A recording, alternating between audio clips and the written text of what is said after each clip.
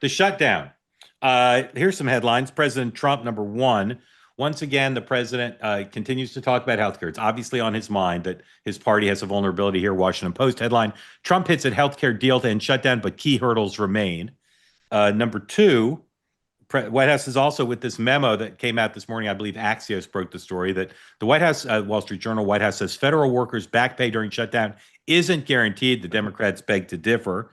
And New York Times, least surprising headline, number three, Sam.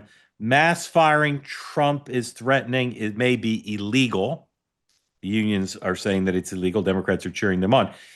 But here is a couple of Republican leaders in the midst of a shutdown which shows no sign of ending, denigrating Democrats. First, the commander-in-chief, the president of the United States, the occupant of the Oval Office, the maven of Mar-a-Lago. Number six, please. What? I'm getting calls from Democrats wanting to meet. I never even heard their names before, and they're claiming to be leaders. The Democrats have no leader. They remind me of Somalia, okay? You know? And I met the president of Somalia. I told him about the problem he's got. I said, you have somebody from Somalia who's telling us how to run our country. She's from Somalia. He said, would you like to take her back? He said, no, I don't want her. Okay, you know who I'm talking about? Okay, and here is Speaker Johnson, the aforementioned soundbite denigrating Chuck from Brooklyn, the man who likes Hunan Dynasty as much as I like my son. This is number 7, please. Let me talk about the shutdown here real quick, and I promised you just 5 fast facts, 5 key facts, okay? I'm going to start with Leader Schumer's record because he is leading the opposition, and he is the one telling the Democrats to keep the government shut down. Chuck Schumer has been in Congress for 44 years. He was first elected to the House in 1981. Just for reference, I was 9 years old. I was in the 3rd grade when Chuck Schumer came here to Congress. Throughout his entire career, he has been very, very consistent about the necessity of keeping the government open until just now. In fact, I want to read to you an excerpt from 7 months ago, his floor speech on March 13th, 2025. This is Senator Chuck Schumer in March of this year. Quote, on the Senate floor, while the CR bill is very bad, the potential for a shutdown has consequences for America that are much, much worse. I believe it is my job to make the best choice for the country to minimize the harms of the American people. Therefore, I will vote to keep the government open and not shut it down, unquote. All right, I can ask all of you different questions about that thing. First of all, Hyma, great opposition research in the sense that it suggests some hypocrisy. Who could be persuaded by that? Reporters aren't going to care. They think everybody's hypocritical. Schumer's not going to say, oh, no, they got me. Like, who is that opposition research intended for? Look, I think it's just feeding the base. Look, here's the thing, Mark, and I think everybody can probably agree. No one wins in a shutdown. That's Yes, just sir. That's the first thing. Yes, sir. The second thing, what we in this polling that came out today that shows, and I caution how callous this is going to sound and how consultancy this sounds, but Democrats are still quote unquote winning the shutdown in their base and with broader Americans outside of the MAGA and the Republican movement. And so Chuck Schumer is not going to be moved by this. Hakeem Jeffries is not going to be moved by this.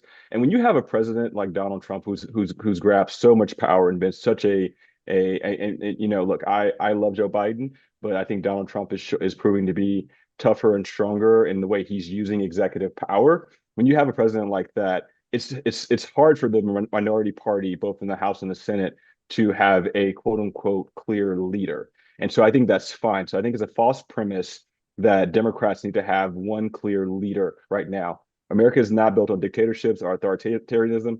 And so not having one clear leader is fine.